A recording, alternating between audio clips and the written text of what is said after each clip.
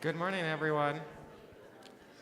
We have another request to start off with today, another birthday at that. This is on behalf. This is on behalf of Luba Johnson, on behalf of her daughter Anastasia, who recently turned 60. And we weren't able to fit her dedication into the program, so it should be up there, and I'm about to read it as well.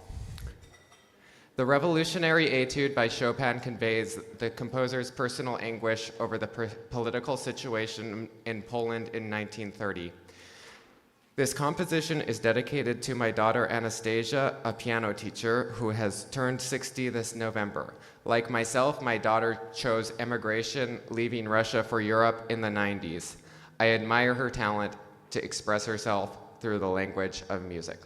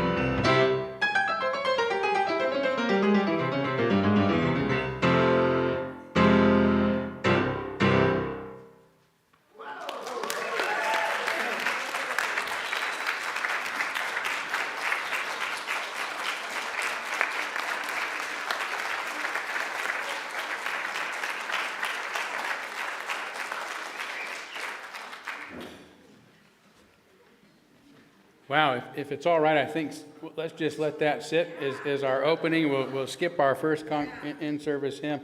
Jackie, that's There are people so satisfied by that, they're already leaving. It's like, yeah, we're so fortunate. Thank you so much. Yeah. And, you know, the first service, of course, you saw Lynn standing there to turn the pages. And I was watching the first service. Jackie never looked at a note of music. And I said something about it. And so I noticed they were looking at the music this time just to make Lynn feel good.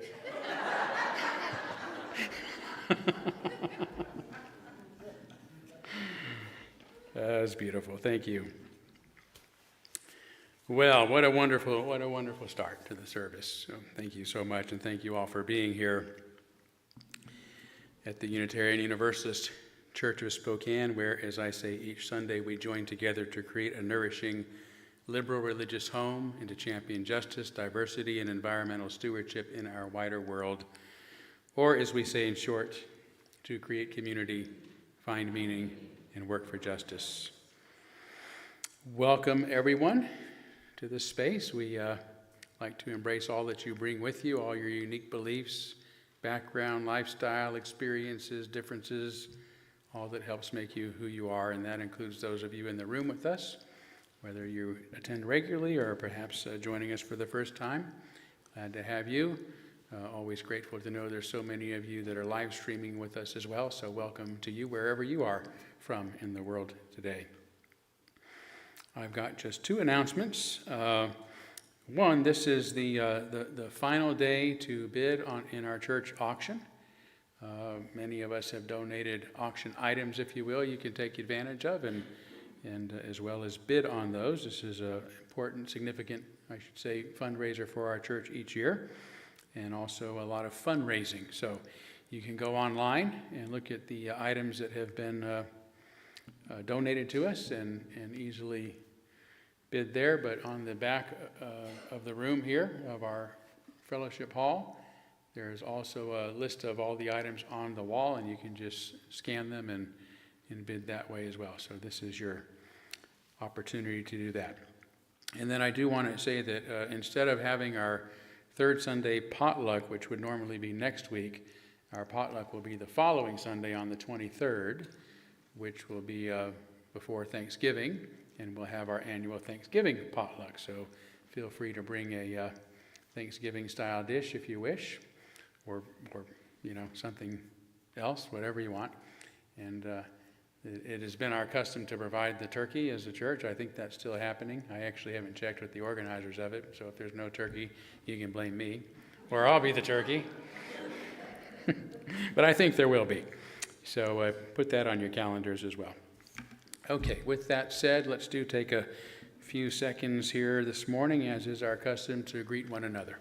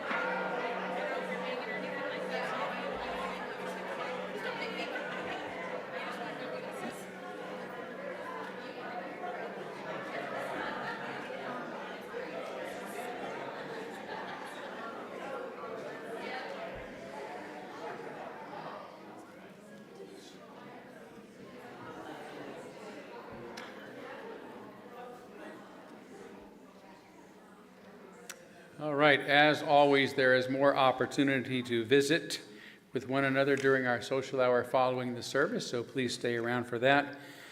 But we're going to move forward now by lighting our chalice. The chalice is the symbol of our unity and our solidarity, of our openness and our inclusion, of our community and our individual uniqueness. May this small flame be our offering of warmth to those who are cold and alone, and a light to those in darkness. May it be a flame that ignites justice in our world and a beacon of hope to those in need. And may it reflect at least a spark of truth wherever truth has been lost, and cast a healthy shadow of doubt wherever it's been found.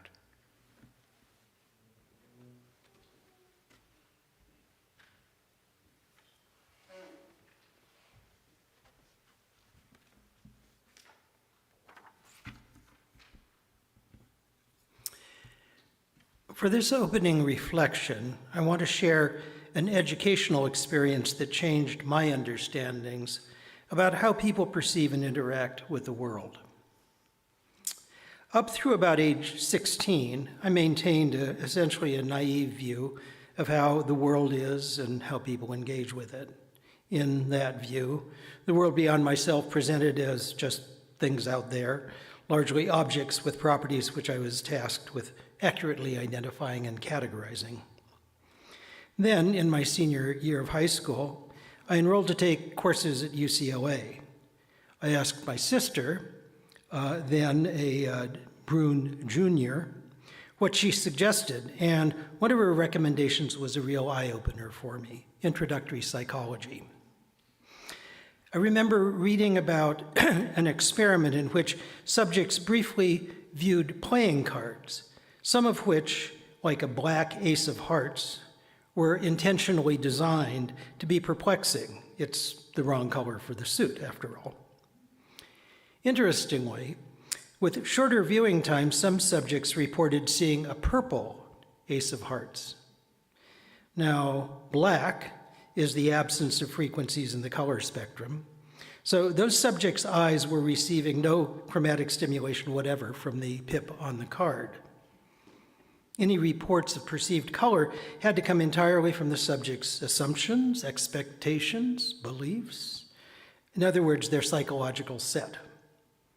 Needless to say, this forced me to rethink my understanding of people's contributions to perceptions of objects out there in the world. Where else, I started considering, are my own mental models being distorted subliminally, but not randomly?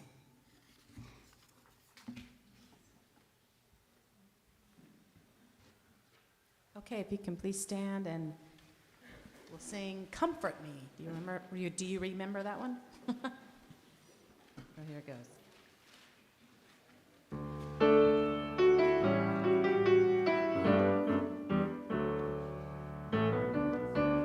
Comfort me, yeah. Comfort me, comfort me, oh my soul. Comfort me, comfort me, comfort me, oh my soul. Sing with me, sing with me, sing with me, oh my soul. Sing with me. Sing with me, oh my soul.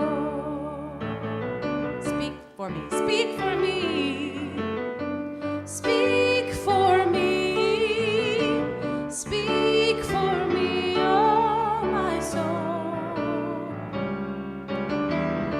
Speak for me, speak for me, speak for me, oh my soul.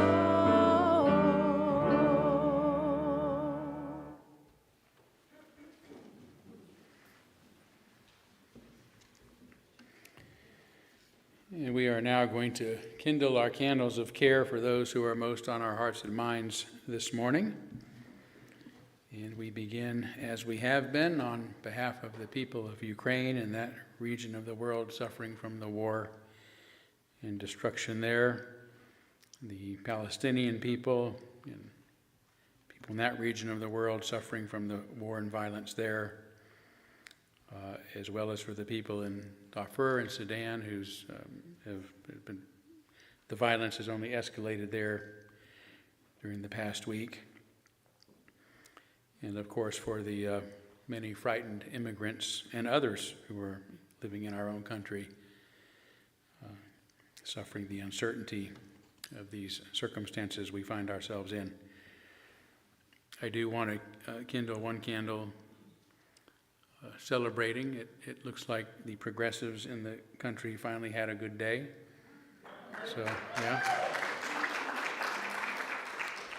We'll take what we can get. We'll take it when we get them, right? So, but let's take the usual moment of silence on behalf of others you might be thinking of, and as always, you're welcome to name them aloud at this time, if you'd like.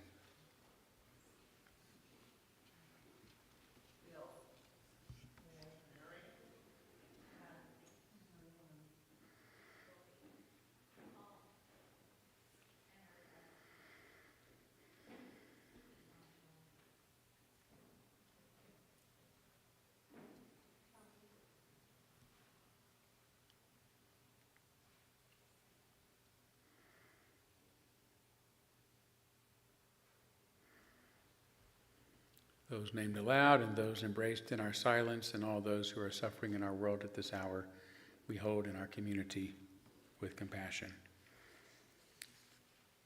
Now for our offertory music today, this is a song that I have been able to fashion through the magic of artificial intelligence. And speaking of the community auction, I'm going to be giving a small class on how to create AI music and albums along with it. This particular song is based on a poem called Song of the Soul by the great Spanish mystic San Juan de la Cruz, St. John of the Cross, who, after being imprisoned in a high tower where he was, beaten and frozen half to death for many months, finally risked death to climb out the window and scale that tower without falling to his death. And after he escaped in the night, he wrote a series of poems about his relationship to God. Yet when he spoke of God, he never spoke of God as if God were a person, but as if he were having a love affair with nature. And there's these allusions to nature in so many of his poems, and you'll experience that now with this song, Song of the Soul. And we now gratefully give and receive this morning's offering, which helps sustain this community and our mission to the larger world.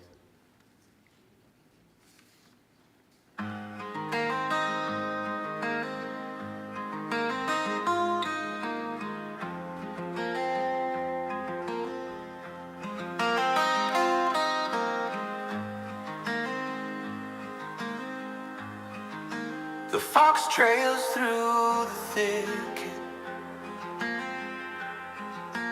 quiet as the moon.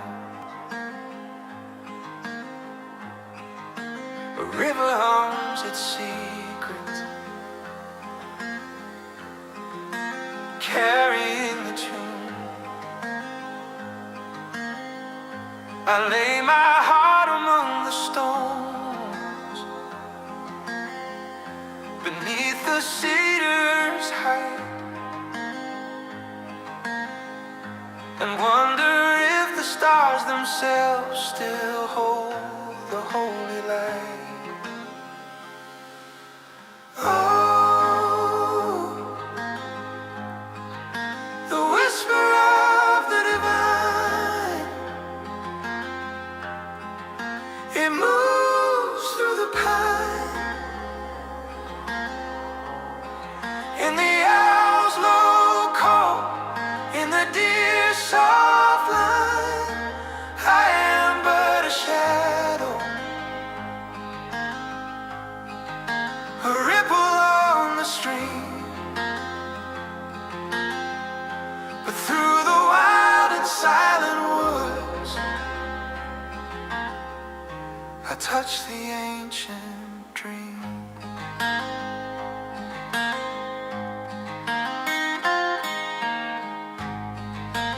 sparrow bows at morning.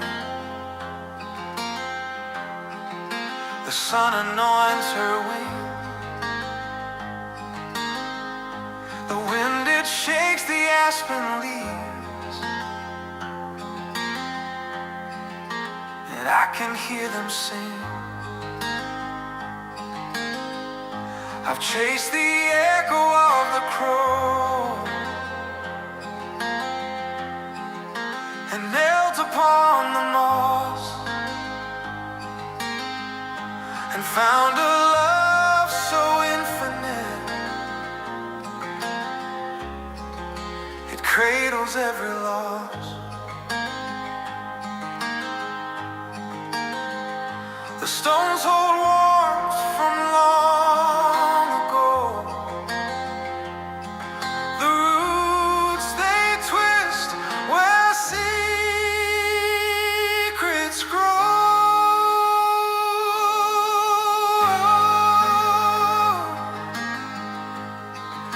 The whisper of the divine, it moves through the pine, and the owl's low call, and the deer's soft line.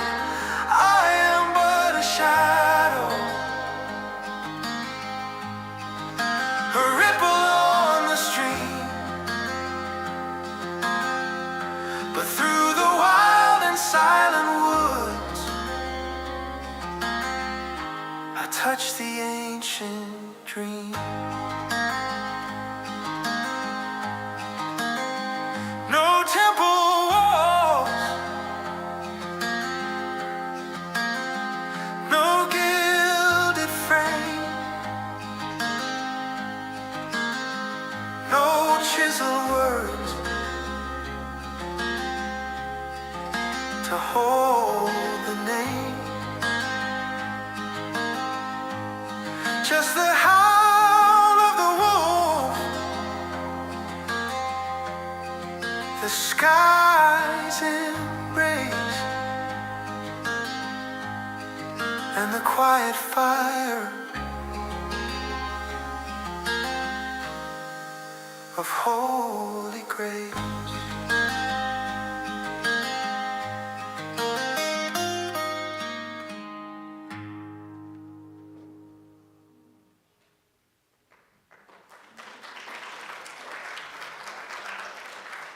Thank you. Thank you. All right, I'd like to invite our children forward for our time for all ages, for those who would like to come forward. There. You're solo today. Oh, here we go. Okay, very good. All right, now we have a duo. There's one more hiding, you think? Okay, well, we'll go with a duet rather than a trio. How's that? You guys ready to sing now? Okay, go ahead. I'm teasing. You don't have to sing. You could, though. You want to. I brought somebody to help me as usual, so don't worry. Not the dummy. Hey, that's no way to talk. That's no way to talk about my friend Winnie the Pooh. Yeah, yes, hey. Hello. Well, hello, Pooh. It's great to see you. Hello, everyone. Very nice to have you again, Pooh. You're a long way from the 100-acre wood, though. What brings you here today? Oh, the river. You came to see the river? No, I was looking at a fellow in the water who looks very much like me. When I fell in, and the river carried me here. I see. Well, I think that fellow that you might have saw in the water was probably your own reflection, Pooh. Oh, Father. Well, he got me all wet. I did he. But since I'm here, I might as well come I to say hello, which I've already said. So there's no use saying it again. Well, probably not. Well, I'm glad that you went with the flow, and It's always great to see you. And it so happens I was just thinking of you this morning. You were? Yes, I was thinking about how much I like Benjamin Hoff's book, The Tao of Pooh, that teaches us all about Taoism. Well, I don't know about Taoism, but it reminds me very much of cookie dough, which tastes a lot like honey, my favorite food. You going to bake cookies today? Well, that makes you a doughist. Yes. Well, everyone knows how much Pooh likes honey, but not everyone knows about Taoism. Oh, you mean Taoism? No, not Taoism. I was kidding. Taoism, that's an ancient belief all the way from ancient China that says that some things don't make a lot of sense to some of us. A lot of things don't make sense to me. Well, that's true, Pooh. One of my favorite examples of something nonsensical is actually a song that you sing about Coddleston pie. Do you know it? Oh, yes. Coddleston, Coddleston, Coddleston tie. A fly can't dirt, but a dirt can fly. Ask me a riddle and I reply. Coddleston, Coddleston, Coddleston tie. Wow. Honestly, I think you were a little off key, but I'm no one to talk. Okay? And I think there's a couple of tra-la-laws and a rum-tum-tiddle-lum-tum. Then you continue with Coddleston, Coddleston, Coddleston tie. A fish can't whistle and neither can I. Ask me a riddle and I reply. Coddleston, Coddleston, Coddleston tie. Go ahead. We didn't get nearly as much applause the second time, Pooh. But anyway, it was very good. Thank you. What does this have to do with cookie dough and honey? Well, nothing and everything, I suppose. Well, I'm confused as usual. That's okay, because that's what Taoism is about and what the song you just sang is about. Well, I thought it might be, but I don't know why. Well, not knowing is the answer, is the whole point of the song you just sang. It is? Yes, at least according to Benjamin Hoff. You know, if I ask you what 2 plus 2 is, for example, and you answer with Coddleston tie? It makes no sense. And which can help me to start to question and wonder, well, what might you really mean? And it's only by questioning what we don't understand that we can discover new truths. What do you think of that? Well, I think it's time for me to be getting back to the 100-acre wood. But just as soon as I can find my reflection. Well, I'm not sure where your reflection is, Pooh, but if you'll just hang out here for the service, once it's over, I know where we can find some cookie dough ice cream covered with honey, and then I'll help you get back home with your reflection. How does that sound? Coddleston, Coddleston, Coddleston tie. Okay, thank you, Pooh.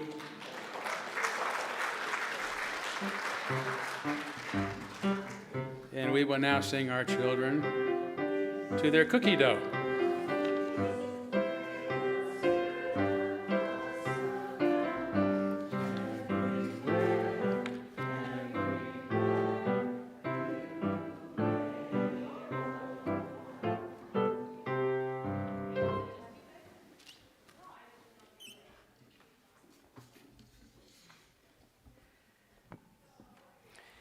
For today's meditation, I invite you into a state of repose. Make yourselves comfortable. Close your eyes if you like. Breathe slowly and deeply, mindfully. And reflect on the words of Vikram Verma, Indian politician, former education minister, and recipient of several literary awards. Life is surrounded with illusion, ignorance, perceptions, and misconceptions. The primary issue is not knowing about it.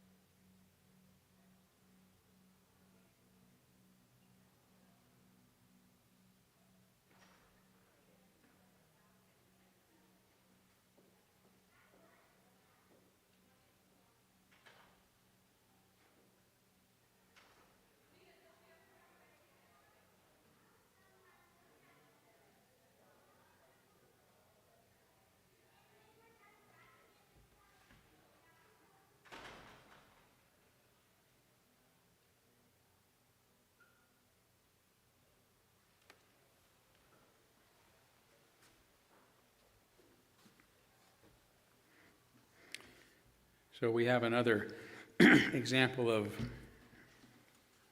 my AI-generated music. And this one is based on something I've held in my mind and heart since I was a teenager, back when I was in my born-again Christian phase. And there was a Bay Area minister named Ray Stedman that I used to read. And I appreciated him because he humanized and made pertinent the stories and sayings of Jesus in a way that others didn't. And one time I read about his interpretation of the story of Jesus being on a boat and there being a big storm, and all of his disciples were frightened and wondering why he was sleeping through it. And he got up and told them to have faith and not be afraid. And Ray Stedman's version of that ends up with a slogan, if you will, that the lesson of that story is that the boat won't sink and the storm won't last forever. And whenever I've been in a storm, figurative or otherwise, I've reminded myself of that the boat's not going to sink and this is not going to last forever. We're in a storm of sorts today as a society, but the boat won't sink and the storm won't last forever. So I hope this song called "The Storm Won't Last Forever" brings you a sense of comfort that it does me.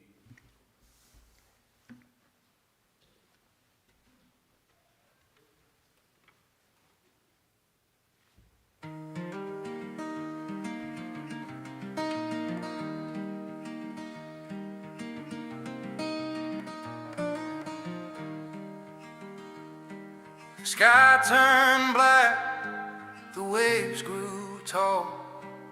We clung to the rail, heard the ocean's call. A wise man stood calm while the thunder roared. He said, don't fear the sea, it's been here before. The boat may creak, but it's built to hold. The storm's just a story waiting to be told. Have faith, he said, this boat won't sink. Hold on, my friend, let your heart think. The storm won't last forever. No, no, the storm won't last forever. Now years have passed and I've seen my share of troubled waters and heavy air. When life gets rough and the winds won't die, I hear his voice like a lullaby. The waves may crash, but they'll roll away. The darkest night always births the day. Have faith, he said, this boat won't sink. Hold on, my friend, let your heart think. The storm won't last forever. Oh, no, the storm won't last forever.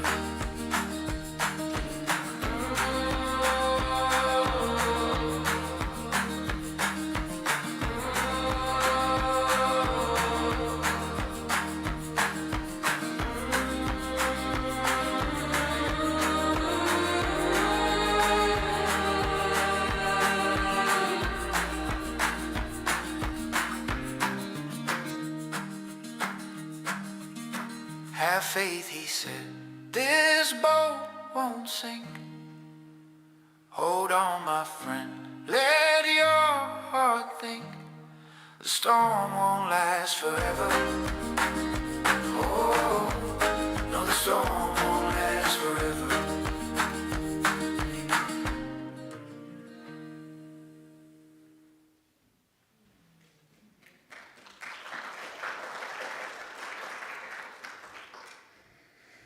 It was so easy to do, I feel guilty taking the applause.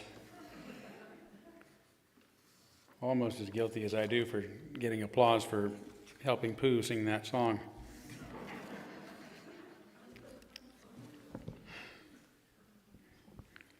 Anyway, speaking of storms, I'm sorry to begin by bringing up Donald Trump. I know we get enough of him every time we turn on the news these days, but again, his political opponents have had such a good week. Maybe we can better deal with mentioning him today because he is such a good example of the bad thinking that I want to talk about. In fact, Trump himself might be pleased to hear that he's great at bad thinking, although he'd probably correct me by claiming he's the greatest at bad thinking there's ever been. There's never been anyone as great.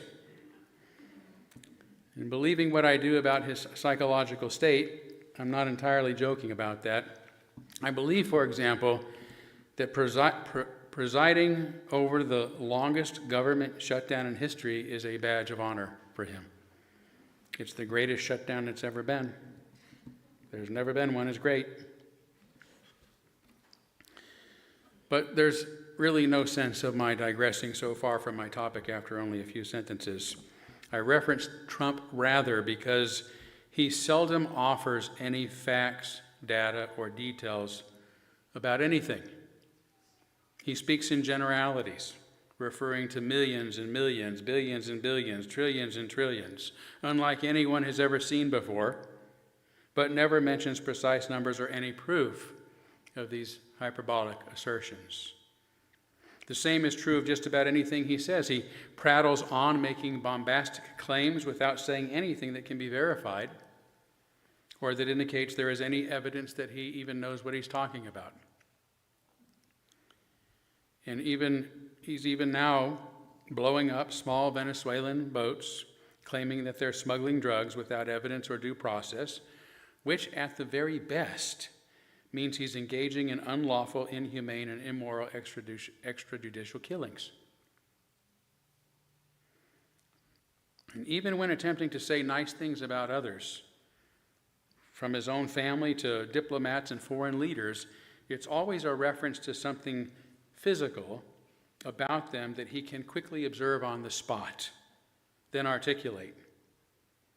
Like talking about how hot his own daughter is, how tall his son is, what nice hair Kamala Harris has, calling the Syrian prince a young, attractive guy.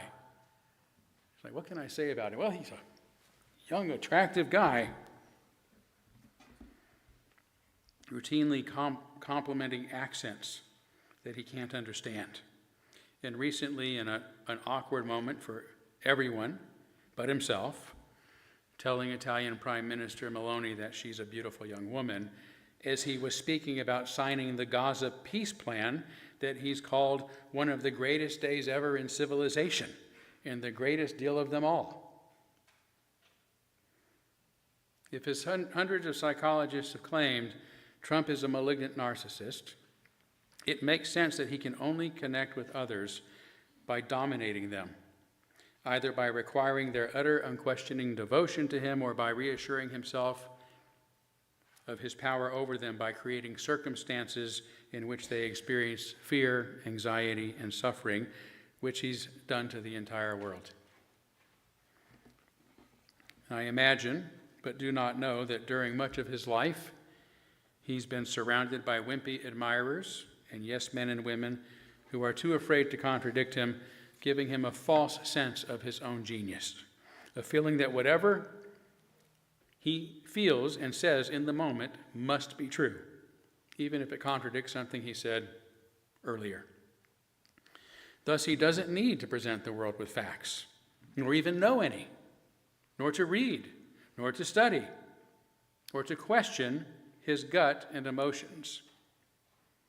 If anyone questions him, he simply demonizes them and removes them from his awareness, creating a protective echo chamber in which to shield himself from his own inadequacies and ignorance. The end result is that Trump lives much of his life as if he were on a psychiatrist's couch, eagerly and unabashedly expressing his disturbing stream of consciousness before the entire world at every opportunity. Now, let me tell you how I feel about him.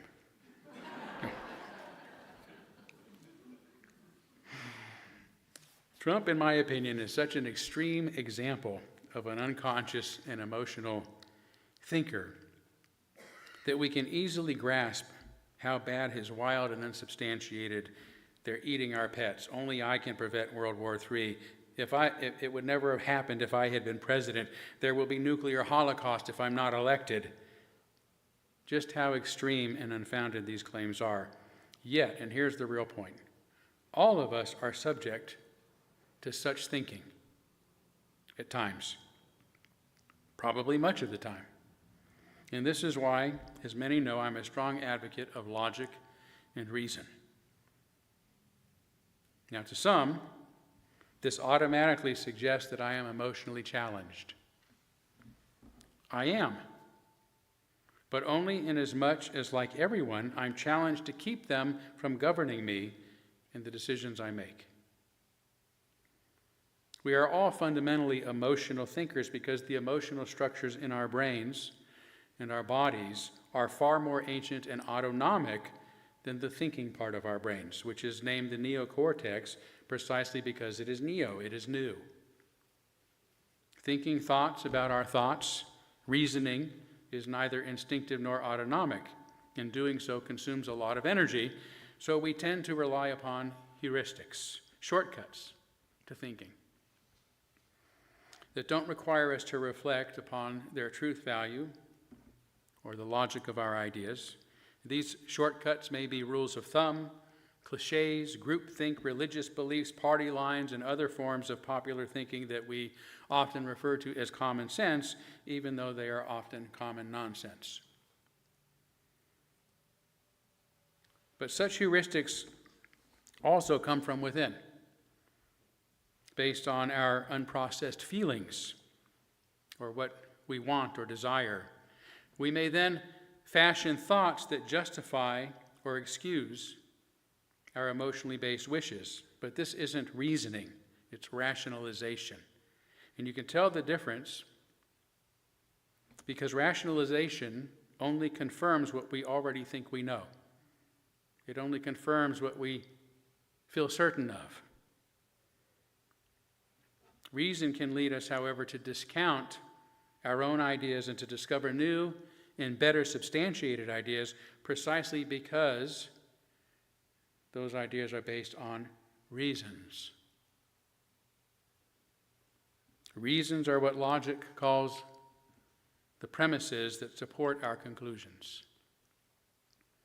Unlike Trump and other emotional thinkers who merely rationalize their every whim, reason requires us to read and to study and to discover facts and data so that we can feel more confident about the beliefs that we rely upon. And they are only beliefs, not certainties. So we must be ready to change when new evidence presents itself. But I don't want to sharpen this false dichotomy between thinking and feeling to begin with. All of us think and feel, and most of us use our thoughts to justify our feelings and our desires, probably more often than not because we've evolved to do so. That's what humans do. Feelings express themselves as ideas and beliefs, and thoughts and ideas move us to feel things about them. Perhaps feelings as strong as devotion or disgust. They are two expressions of the same process, thoughts and feelings. More importantly, I don't think that the greatest problem of humanity today is that we think too much and feel too little, but that we feel too much and think too little. We don't realize that our thoughts are generated by our emotions, our whims, and our desires, merely to justify what we're feeling, not to rationally consider our circumstances. The problem is that we too often fly by the seat of our pants, even when we think that we are in complete control. We rationalize our instincts, yet believe that we are being perfectly reasonable. We think we are in control of our emotions when they are in control of us. We think that our thoughts belong to us when we belong to our thoughts.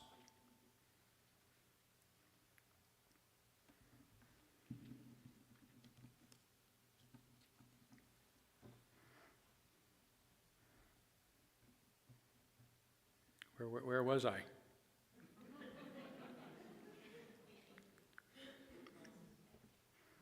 I know where I was, but I can't find the end of that sentence.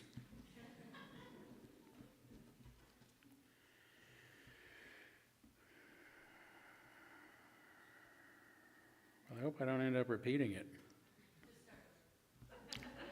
Okay, let me go back to, where the hell are you?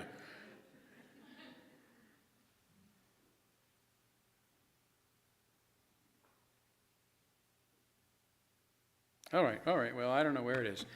So I'll start here. So what I'm really trying to say is my title suggests that too many of us think from the inside out rather than from the outside in. All right, you get the metaphor. This is to say that we are reluctant, if not unconsciously fearful, to let the world, by which I mean empirical reality, facts, data, reason, science, and the like, and Kevin, I appreciate the epistemological problems I'm not addressing here, my friend. Our resident philosophy professor here. But we're reluctant to let these realities impress themselves upon us. Too many of us don't develop our beliefs and ideas from the outside in. We are not informed enough by letting external realities shape how we understand and engage in the world.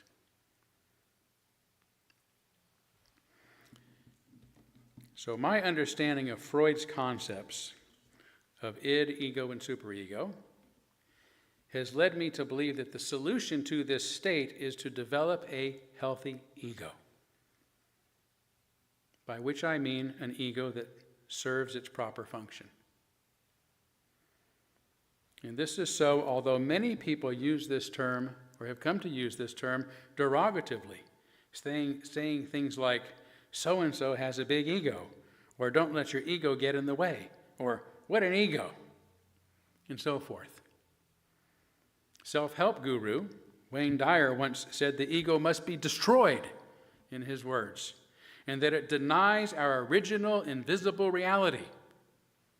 Isn't that an interesting term? Our original invisible reality. So it must be removed and completely banished from our awareness. I agree. The ego denies our original invisible reality. And that's what it's for. To tell us, no, you can't always get what you want, like the song says, because doing so might harm others, or it might damage the world. As Freud put it, the ego seeks to bring the influence of the external world to bear upon the id and its tendencies, and endeavors to substitute the reality principle for the pleasure principle which reigns unrestricted in the id. The ego represents what may be called reason and common sense in contrast to the id, which contains the passions. Let that sink in. Hence, we should not use the term ego synonymously with selfishness. A healthy ego is the opposite of selfishness. It harnesses our senses to interact with the world beyond our skin, so we can become conscious of more than just ourselves, to think of somebody beside ourselves, as we often say. The ego is first and foremost a bodily ego, Freud said. It is not merely a surface entity, but it is a projection of a surface. And I take this to mean, again, that the ego exists between us and the world. It's the last stop. It is the outermost part of our existence that allows the world and reality to impress itself upon us. It allows the light of the world to get in and shine light upon those dim shadows on the cave walls that we mistook for reality. When we refer to ego negatively, I believe we are really speaking of the superego, or should be, which is a projection of the id's wishes and desires into the outer realm. The superego, that is, justifies the selfish desires and passions of the id by projecting them as external truths and as external morality, presented in the form of religious doctrine, state decrees, common sense, popular beliefs, the status quo, you name it. Thus, we can feel justified in exploiting, ignoring, and even killing others to get what we want, because what we want just so happens to be what God wants, or what the church wants, or what our dead ancestors or parents wanted. Again, as Freud said, the superego retains the character of the father and gives permanent expression to the influence of the parents. Rather than telling the id no, like the ego does, the superego, the projected id, the externalized id, tells the ego no by refusing to accept its rebuke of that selfish part of us that wants immediate gratification, which is why I believe Wayne Dyer meant by the original invisible reality, his high-minded term for living an unconscious life under the guise of spirituality and enlightenment. No, thank you. Not for me.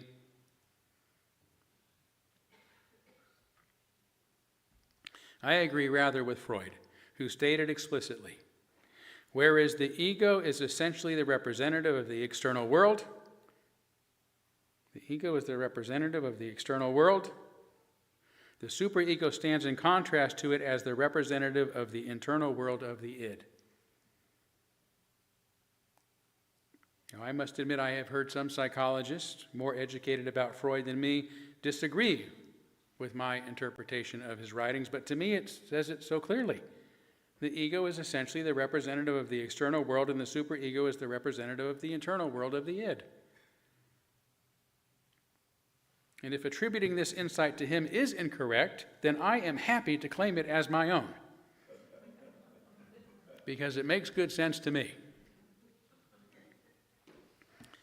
It explains why so many are compelled to disparage the ego, because it reminds us there are consequences for our actions, and that we have a responsibility for the welfare of others and the world we live in. No, you can't have that right now. You can't do that, because there will be consequences.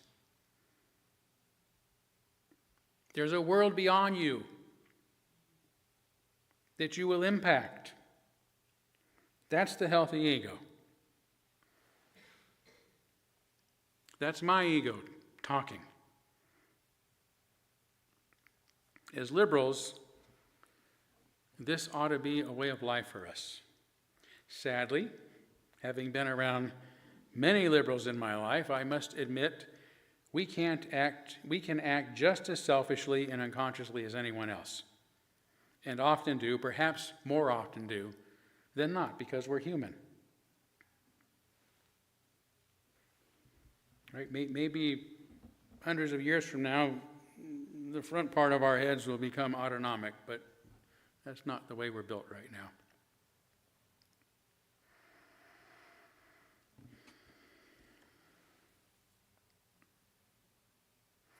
Yeah, we project our beliefs like anyone else and our desires onto the outer world and assume that they are objectively true or right, further allowing the superego, our superego, to justify our selfishness and sense of self-righteousness. They deserve what they're getting from me. because I'm righteous. Nevertheless, liberalism is itself a sign of a healthy ego and can strengthen our ego precisely because it is an ideology rooted in a devotion to external reality, including to reason and science and to the welfare of others and of other, as Martin Buber would say. Liberalism was born, as I often explained, during the time of the early Greek philosophers, who were the first thinkers we know of who tried to explain the world in natural rather than supernatural terms. For a time, they drew humanity out of its unconscious existence by turning to the reality outside themselves to understand the world. Instead of assuming it was all created by the projected id, the superego disguised as mythical figures and gods, these early thinkers, whom Aristotle later called the physikoi, the physicist, the physicalist, studied what they could experience using their senses, transcending the unconscious that can only explain the world in moods and myths and fantasies and unrestrained desires. And these early thinkers, and most of their writings were forgotten during the Dark Ages, but are what were rediscovered hundreds of years later during the Renaissance, which is what the very word Renaissance refers to, a renewed interest in the findings of those early philosophers. And the principles that became known during the Renaissance, based on those early thinkers, soon flourished during the Enlightenment and are the essence of what has come to be called liberalism. As liberals, so long as we adhere to these principles, which I summarize as human dignity, reason, freedom, and tolerance, we are then well prepared to live as modern-day physikoi, allowing the world and its reality to impress itself upon us, to inform us, to acknowledge our responsibility for the welfare of others and to the world in which we live. And no matter how harsh or bitter it sometimes is, to seek truth from the outside in rather than from the inside out. So let's take a break and listen to another AI-generated song that I've produced about these remarkable figures who were the first to poke their heads outside of humanity's collective unconscious. This is called The First to Wonder.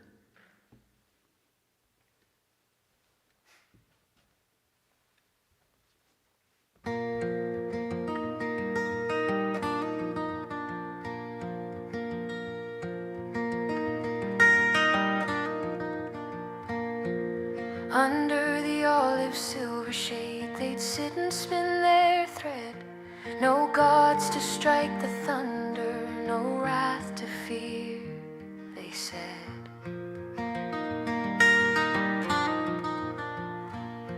The earth, the air, the fire, the wave, what shapes the sky above?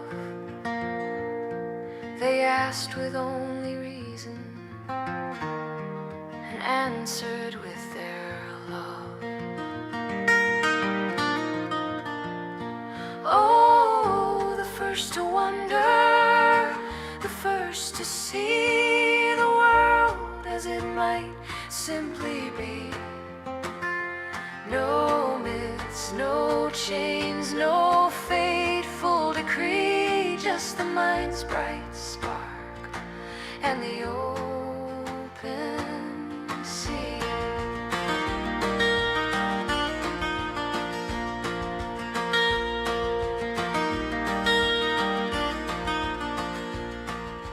Thales watched the water flow, Heraclitus too.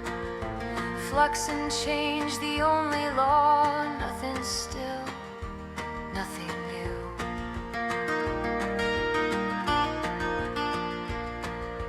Anaximander drew the boundless, a cradle for the stars, and Pythagoras heard the music strummed in numbers on his bars.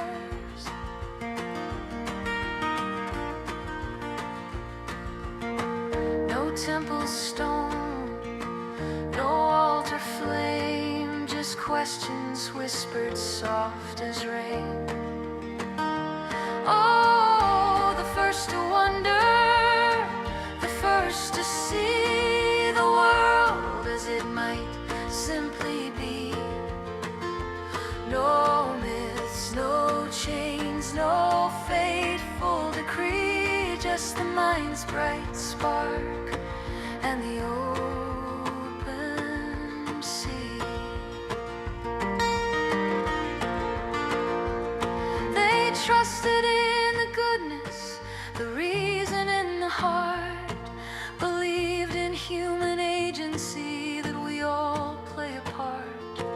They lit a lamp in darkness, those shadows press so near, and the echoes of their courage still ring sharp and clear. Oh, the first to wonder, the first to see the world as it might simply be. No myths, no chains, no fateful decree, just the mind's bright spark and the open sea. Just the mind's bright spark and the open sea.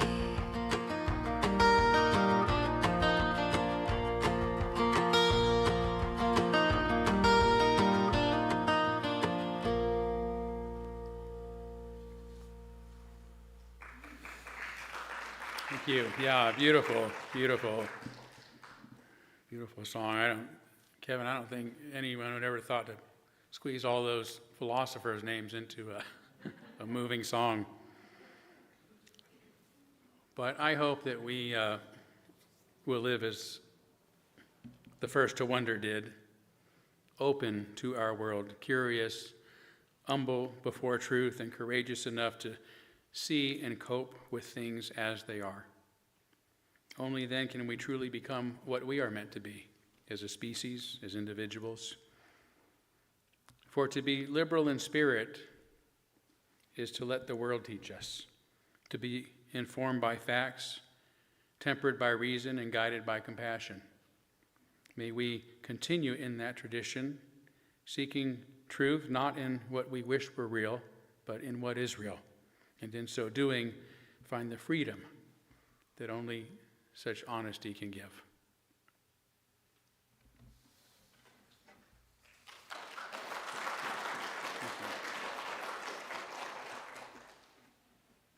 Now, if you could stand and we'll sing Blue Boat Home together.